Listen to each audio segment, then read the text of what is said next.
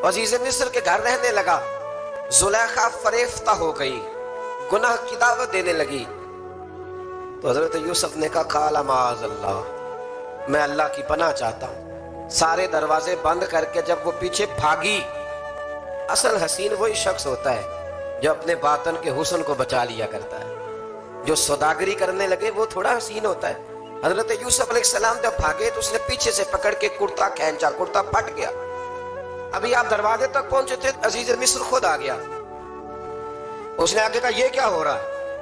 तो उसने मक्र किया जुलेखा ने, कहने लगी कि होना क्या है, इसको घर में रख के पाला है, अब जवान हुआ है तो माज़अल्लाह इसने मेरे तरफ दस्त दराजी करने की कोशिश की है। हजरत यूसुफ फिर खामोश हो गए। भाई बेच रहे थे तो फिर भी खामोश थे।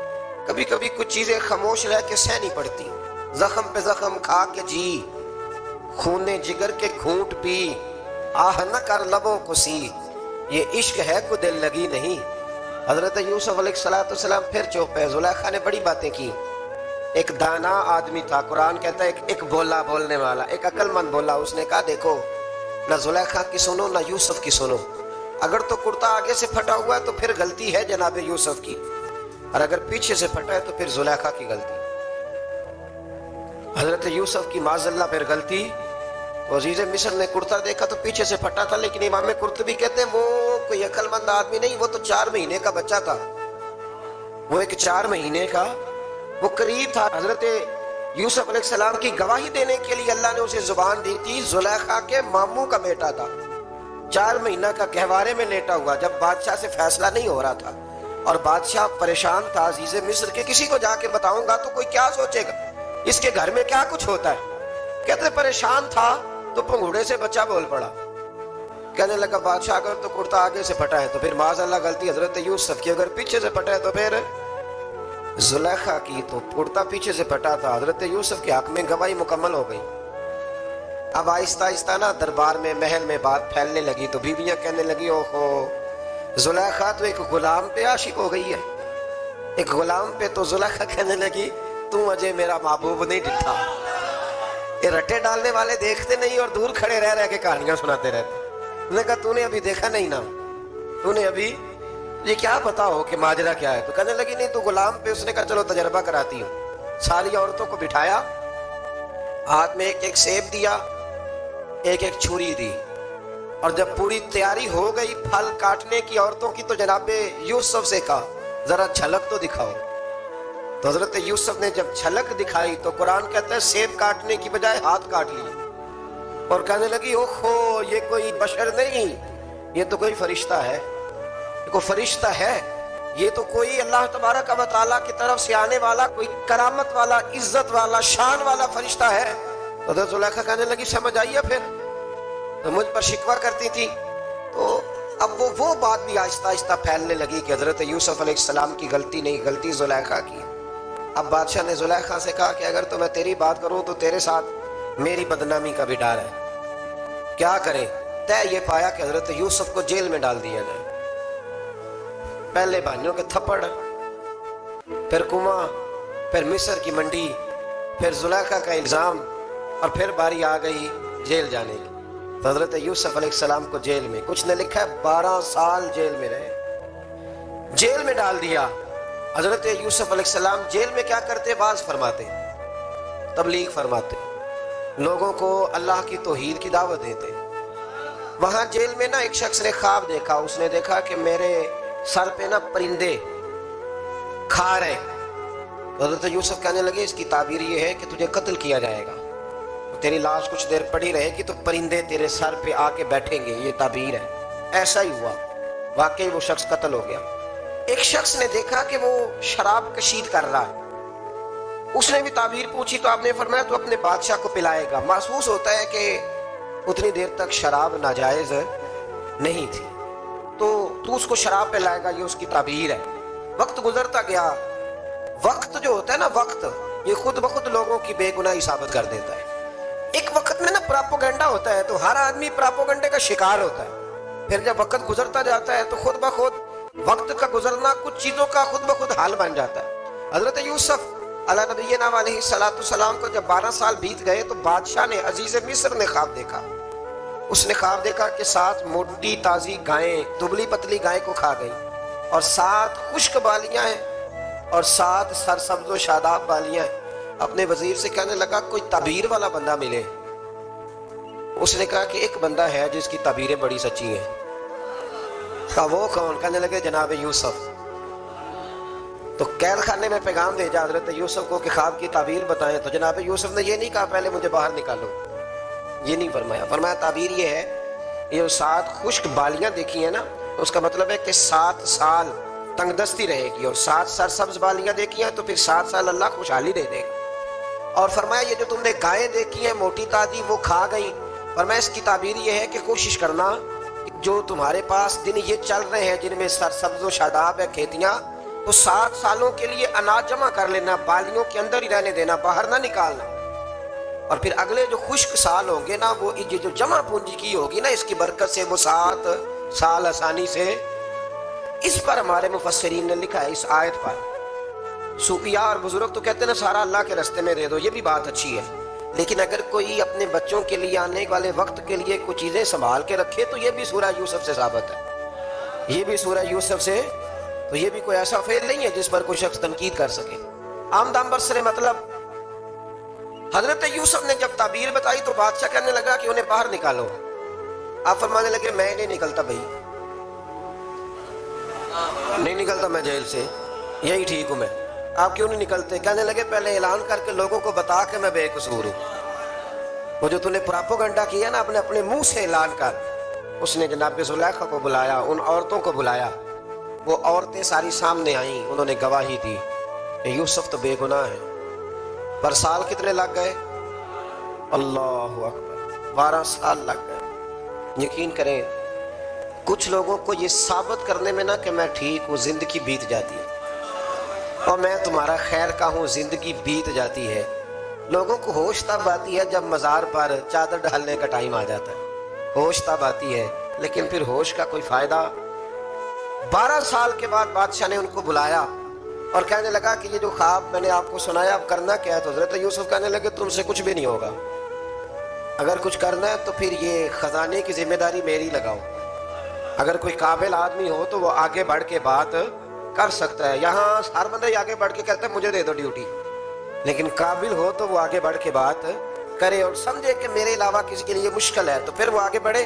حضرت یوسف نے جب کہا تو انہوں نے آپ کو وزیر خزانہ بنا دیا۔ پھر ایک وقت آیا کہ وہ عزیز مصر ہی بن گئے، قحط پڑ گیا۔ جب مصر میں قحط پڑا تو دائیں بائیں بھی قحط پڑا، کنعان کے آپ رہنے والے تھے، وہاں بھی قحط پڑا۔ حضرت یعقوب بیٹے کی یاد میں رو رو کے تو آنکھوں کی بینائی چلی گئی۔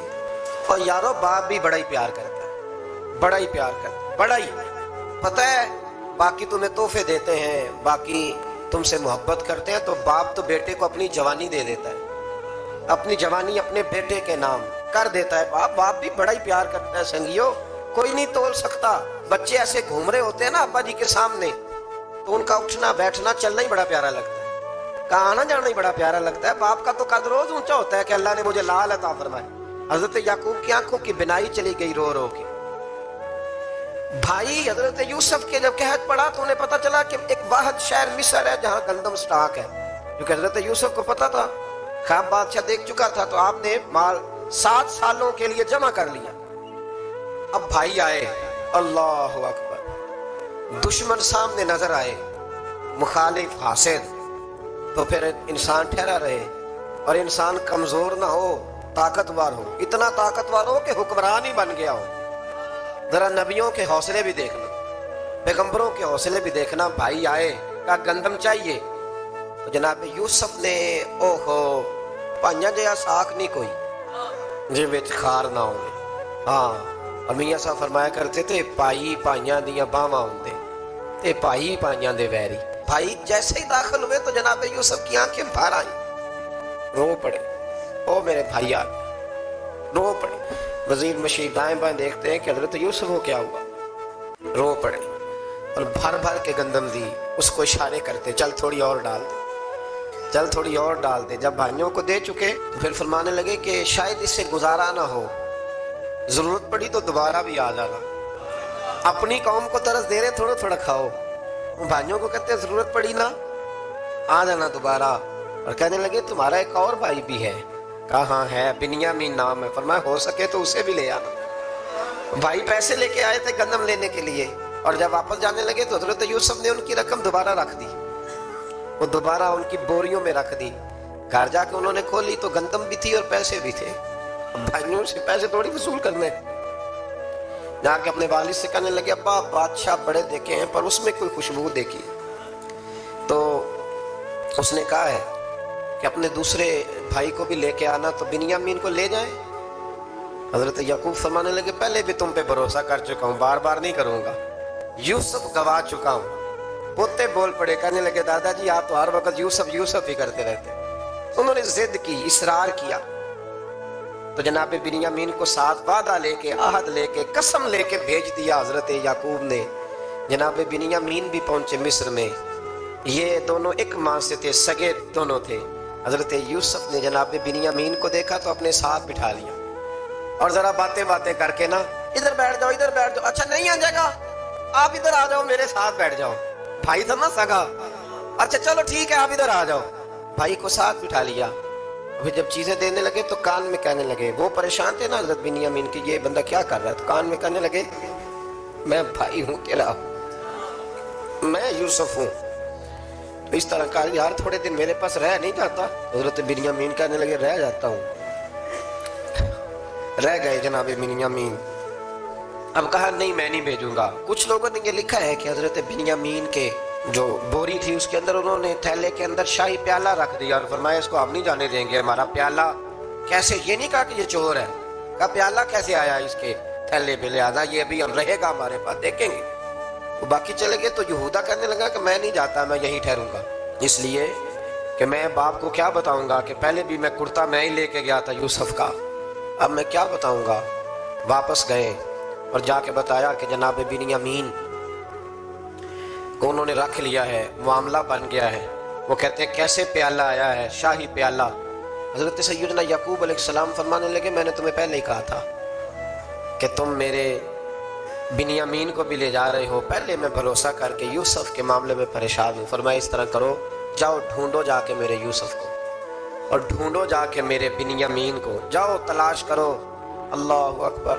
بھائی دوبارہ آئے، گندم بھی ختم ہو گئی تھی، آتے ہی کہا کہ اے عزیز مصر بڑی بری حالت ہے، ہم بڑے پریشان ہیں، ہمارے باپ کی رو رو کے آنکھیں چلی گئی ہیں، مہربانی کرو کچھ گندم بھی دے دو، اور اس طرح کرو کہ ہمارا بھائی بھی ہمیں واپس کر دو تاکہ ہم اسے لے جائیں اور ہمارے والد گرامی کی آنکھیں ٹھنڈی ہوں۔ حضرت یوسف علی نبینا علیہ الصلوۃ والسلام ان کی باتیں بھی سننے لگے اور غور سے ان کے چہرے بھی دیکھنے لگے، غور سے۔ تو جب انہوں نے حضرت یوسف علیہ السلام کی طرف غور سے دیکھا، حضرت یوسف کہنے لگے مجھے پہچانتے ہو، پہچانتے ہو؟ کہا نہیں۔ فرمانے لگے میں یوسف ہوں۔ قال انا یوسف، کہنے لگے میں یوسف ہوں، اور حضرت بنیامین کی طرف اشارہ کر کے کہنے لگے وہذا اخی، اور یہ میرا بھائی ہے، میں یوسف ہوں اور یہ میرا بھائی ہے۔ اور فرمانے لگے اللہ نے ہم پر احسان کیا ہے، اور جو تقوی اختیار کرتا ہے اور صبر کرتا ہے اللہ تعالیٰ اس نیک کے اجر کو کبھی ضائع، یہ نہیں فرمایا میں نے بڑے تقوی کیے پرہیزگاری کی تو بچ گیا، فرمایا جو بھی تقوی اختیار کرے گا، جو بھی صبر کرے گا، اللہ اس نیک کے اجر کو کبھی ضائع نہیں کرے گا۔ پھر فرمانے لگے جاؤ آج تم پر کوئی گناہ نہیں، جاؤ ایک دم ہی اسی وقت ہی، فرمایا جاؤ میں نے تمہیں معاف کیا، جاؤ میں نے تمہیں معاف کیا۔ اور فرمانے لگے میری دعا ہے کہ میرا رب بھی تمہیں معاف کر دے۔ پھر فرمایا یہ میری قمیض لے جاؤ، میرا کرتا، اور میرے باپ کی آنکھوں پہ ڈال دینا، امید ہے ان کی آنکھوں کی روشنی واپس آ جائے گی، جاؤ لے جاؤ۔ تو وہ کرتا لے کے گئے، اذهبوا بقمیصی ھذا، یہ میرا کرتا لے جاؤ۔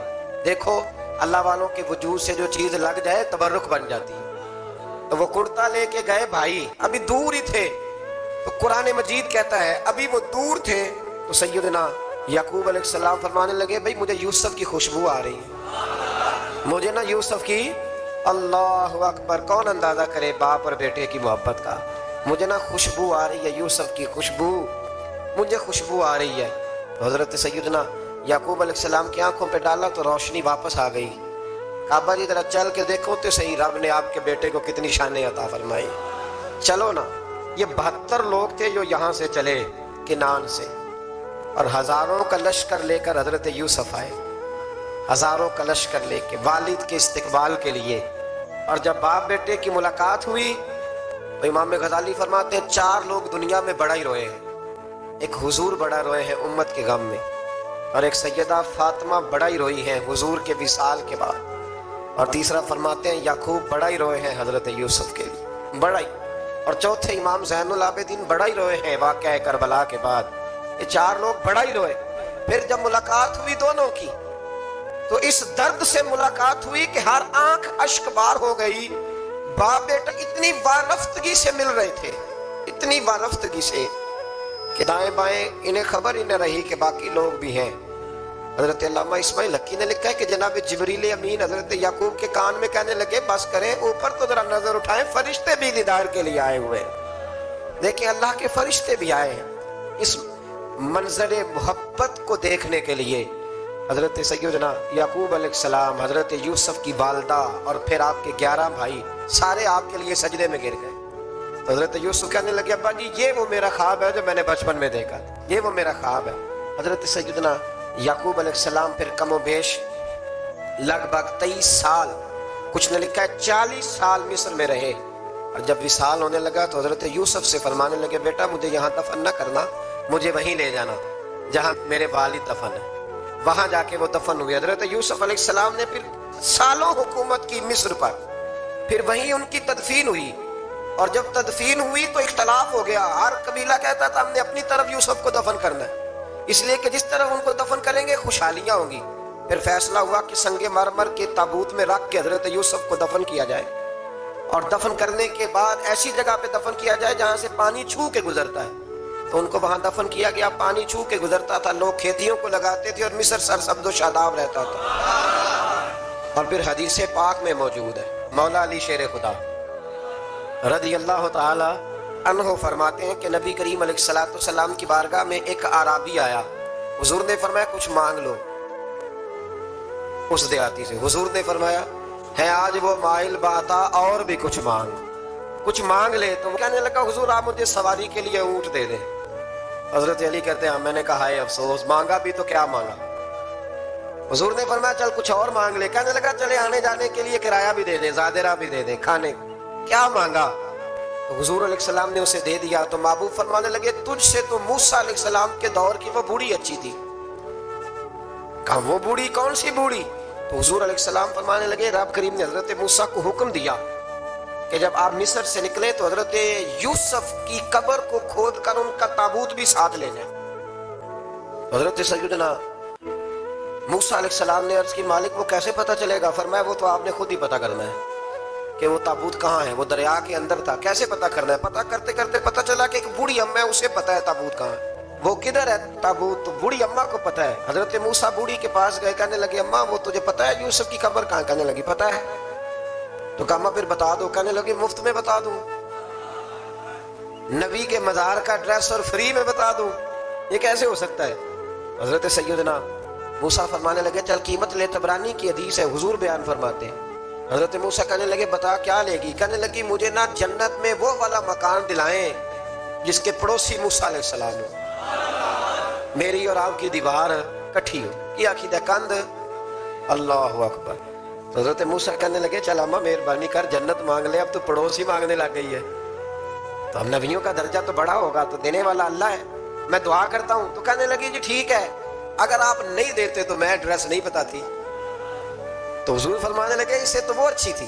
حضرت موسیٰ نے عرض کی کہ یا اللہ یہ نہیں بتا رہی تو اب کیا کروں؟ فرمایا موسیٰ وعدہ تو کر لے، مکان میں دے دوں گا، وعدہ کر لے۔ تو حضرت سیدنا یوسف کا مرتبہ دیکھیے کہ ان کے مزار کا پتہ بتانے کے لیے، مزار کا پتہ بتانے کے لیے اس خاتون نے حضرت موسیٰ سے جو قیمت لی وہ یہ تھی کہ میں جنت میں آپ کی پڑوسی بنوں گی پھر ایڈریس بتاؤں گی۔ تو حضرت موسیٰ نے وعدہ کیا، تو پھر اس نے پتہ بتایا کہ فلاں جگہ مزار ہے۔ یہ تقریباً سینکڑوں سال بعد حضرت موسیٰ وہ وہاں سے نکال کے تابوت کو اپنے ساتھ لے کر کے گئے۔ یہ وہ واقعہ جسے قرآن نے احسن القصص قرار دیا۔ اللہ کریم نے ہمیں اس واقعے میں یہ بتایا ہے کہ معاملات کی زندگی سے گھبرایا نہ کرو، جب بھی کوئی آزمائش آتی ہے نا تو پھر اللہ دو آسانیاں عطا کرتا ہے. اور یہ بھی یاد رکھیں جو آسانیوں والے ہوتے ہیں نا آزمائشیں بھی انہیں آتی ہیں. جو لاڈلے زیادہ ہوتے ہیں کئی دفعہ تکلیفیں بھی زیادہ. اللہ تعالیٰ لاڈلوں کو تکلیفوں سے محفوظ رکھے لیکن تکلیفیں بھی زیادہ انہیں آتی ہیں. حضرت یوسف لاڈلے تھے تو سیدھے کنویں میں گئے تھے لیکن اللہ بڑا کریم ہے. بھائیوں نے 20 درہم قیمت لگائی. رب کریم نے فرمایا دیکھنا پھر میں اپنے یوسف کی کیا قیمت بیان کرتا. پھر کروڑوں اور اربوں قیمت لگی. پھر کہاں کی آزمائش تھی, کہاں کی بات تھی. وہ ہر جگہ صابر رہے.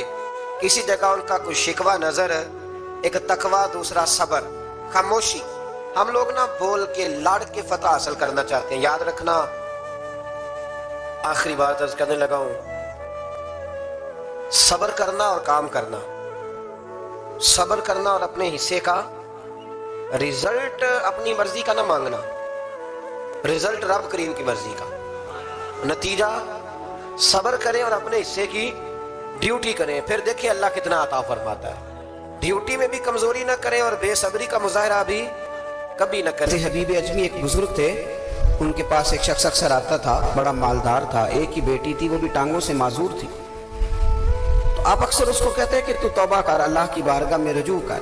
ایک وقت ایسا آتا ہے کہ پھر انسان کا جب کوئی اپنا نہیں رہتا پھر اسے مصلی یاد آتا ہے, لیکن اگر مصلی کی عادت بچپن سے پڑ جائے نا تو پھر ذرا آسان ہوتا ہے اللہ سے دل لگانا.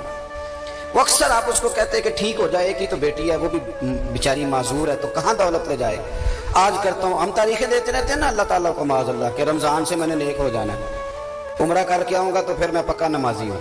خدا کے بندو, کس نے تجھے بتایا کہ رمضان تک تو زندہ رہے گا؟ کس نے خبر کی کہ عمرہ کرنے تک تو بچے گا؟ حضرت حبیب ادمی اس کو کہتے تو کہتا بڑی جلدی ٹھیک ہو جاؤں گا. ایک دن سویرے سویرے توبہ کرنے آ گیا. آپ نے فرمایا کیا ہوا؟ تو کہنے لگا حضرت جی کل ایک 15 سال کا نوجوان ملا ہے اور مجھے توبہ کرا گیا. مزہ ہی اس عمر میں اللہ اللہ کرنے کا ہے. نبی کریم سے محبت بھی کرنی ہو تو یہی عمر ہے. عشق لگا سی کھیڈاں کھیڈ دی نوں تے پھر مینوں کھیڈاں بھول گئیاں. کجل پایا سی میں یار دے ویکھنے نوں, پھر او دی یاد وچ روندیاں ہی رول گئیاں. حیدر شاہ اس گلی کدے نہ رولدی پر ہن تے رول گئی. جن لوگوں نے ابو جہل کو قتل کیا تھا ان کی عمر بھی 15 سال تھی. ہم تو بڑے نہیں نہ ہوتے ساری زندگی, نہ ہمیں کو بڑا ہونے دیتا ہے, ہم بڑے ہی نہیں ہوتے. یہ تو عمر ہے کچھ کل گزرنے کی. 15 سال کا نوجوان توبہ کرا گیا. تو حضرت حبیب اجمی کرنے لگے وہ کیسے؟ کہنے لگا حضرت جی میں کل منڈی گیا تھا, مجھے کچھ سامان خریدنا تھا, تو بغداد کے بازار سے میں نے مچھلی خرید لی 10 کلو. باقی بھی سامان تب خود لے جا نہیں سکتا تھا. تو مزدور آپ کو پتہ ہے بیچارے آج بھی سڑکوں پہ بیٹھے ہیں. تو مزدور بیٹھے تھے تو ان میں ایک نوجوان 14-15 سال کا, چہرے پہ بڑی روشنی. میں نے اس کو کہا بیٹے مزدوری کرو گے؟ کہنے لگا حضور مزدوری بھی کرتا ہوں, پڑھائی بھی کرتا ہوں, اور جو اللہ کو منظور ہو اس کی عبادت بھی کرتا ہوں. میں نے اسے کہا کہ یہ میرا سامان ہے فلاں جگہ پہنچانا, کیا لوگے؟ کہنے لگا 3 دینار مزدوری. سودا طے ہو گیا, اس نے سامان اٹھا لیا. کہتے ہیں رستے میں ظہر کا وقت ہو گیا. کہنے لگا چچا اگر اجازت ہو تو نماز پڑھ دوں. 15 سال کا جوان. کہتے میں رکھ کے نا وہاں سامان تو پھٹے پہ بیٹھ گیا, نماز پڑھنے چلا گیا. باقی لوگ دیر سے آئے, وہ بچہ جلدی آ گیا. میں نے کہا بیٹے آپ جلدی آ گئے. کہنے لگے نفل چھوڑ دیے ہیں, آپ یہی نہ سمجھ لیں کہ کام چور ہے, میں بعد میں پڑھ لوں گا. کہتے ہیں وہ دوپہر کا وقت, رمضان بھی نہیں تھا. میں اس بچے کو, نوجوان کو گھر لے گیا اور میں نے اپنی بیوی سے کہا کہ بڑا نیک ہے, نمازی ہے. اور راستے میں یہ بھی ہوا ہے کہ میں نے اسے ایک دفعہ کہا ہے کہ یہ مجھے تھوڑی دیر کے لیے دے دو, گرمی بڑی ہے, تمہیں پسینہ آ رہا ہے, میں اٹھا لیتا ہوں. کہنے لگا نہیں چچا میں رزق حلال کھاتا ہوں, اگر آپ اٹھائیں گے تو میں 3 دینار مزدوری پوری نہیں لوں گا, پھر پیسے کم کروں گا. میں نے طے کیا ہے کہ اٹھاؤں گا. تو کہتے ہیں میں نے اپنی بیوی کو بتایا تو بڑی متاثر ہوئی. کہنے لگی دوپہر کا کھانا پک گیا, اسے کو روٹی کھا لے. رمضان بھی نہیں تھا. کہتے میں باہر نکلا, اس کو 3 دینار تھمائے. تو میں نے کہا بیٹے ایک بات میری مانو گے؟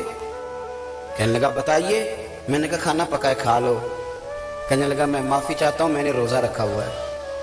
حضور نے حکم دیا, حکم نبی کریم نے حکم دیا, بخاری مسلم کی حدیث ہے. فرمایا نوجوانوں اگر تمہارے پاس طاقت ہے تو نکاح کر لو ورنہ روزے رکھو.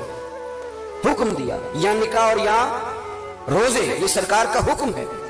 بھائی نفلی روزہ نفس کی قوتوں کو کچلتا ہے, انسان میں نورانیت اور روحانیت لاتا ہے.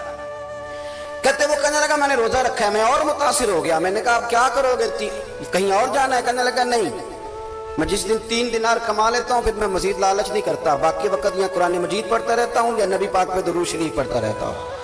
آپ بتائیں تو میں نے کہا کہ افطار میرے ساتھ کر لو، کہتے ہیں میں اسے مسجد چھوڑ آیا اور خود میں لوٹ آیا، افطار کے بعد میں اسے لایا، کھانا کھلایا، عشاء پڑھی، اس کا گھر دور تھا، میں نے ڈرائنگ روم کھول دیا، بیٹھک کھول دی، وہیں وہ سو گیا۔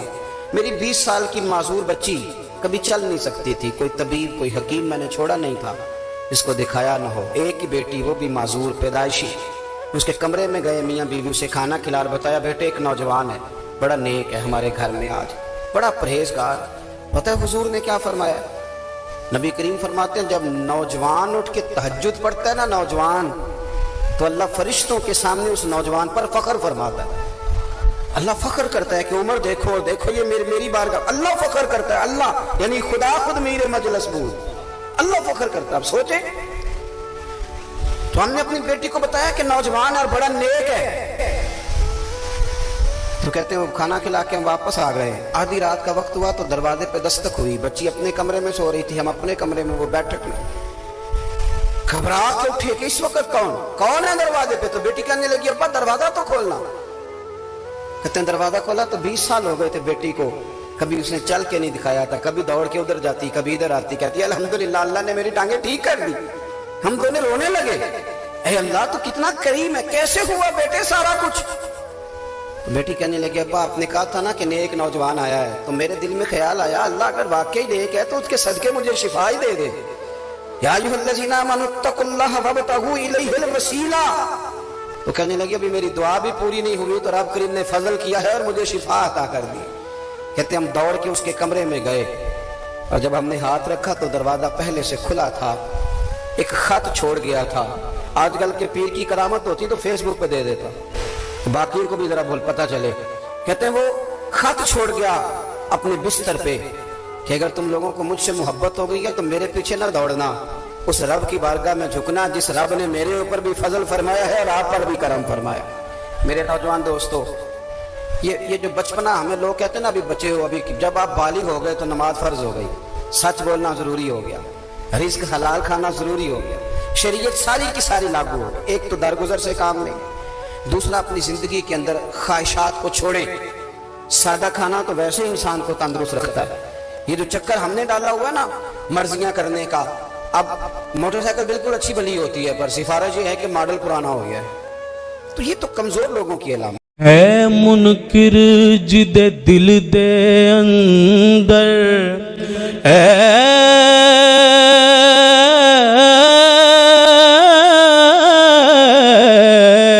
ہے منکر جد دل دے اندر نہیں عشق صدیق ولی دا، ہے منکر جد دل دے اندر نہیں عشق صدیق ولی دا، او بھی پیار ایمان تو خالی جڑا دشمن عمر جریدہ جنت کدے نہ جاسی جسنو نہیں پیار عثمان غنی دا، آزم او بھی وڈا کافر جڑا نہیں حبدار علی دا، آزم او بھی وڈا کافر جڑا نہیں حبدار علی دا۔ کیا بتائے گا کوئی رفت بام صدیق، کیا بتائے گا کوئی رفت بام صدیق، میرے ادراک سے بالا ہے مقام صدیق، کسی نہ اہل پہ کھلتا نہیں کونین کا راز، کسی نہ اہل محل پہ کھلتا نہیں کونین کا راز، اور کسی کم ظرف کو ملتا نہیں جام صدیق، کسی کم ظرف کو ملتا نہیں جام صدیق۔ ہوا اپنے چلن پر ناز نہ کرتی اعظم، دیکھ لیتی اگر انداز خرا میں صدیق۔ چارے یار نبی دے پیارے، سارے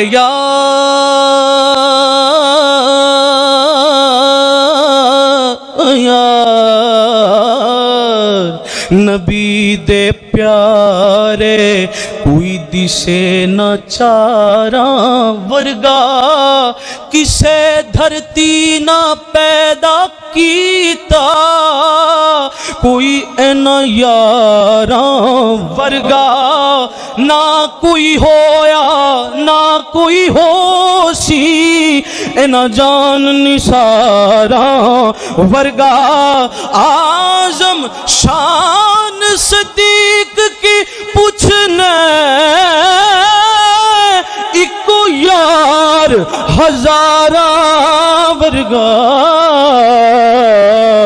اعظم شان صدیق کی پوچھنے ایکو یار ہزاراں ورگا۔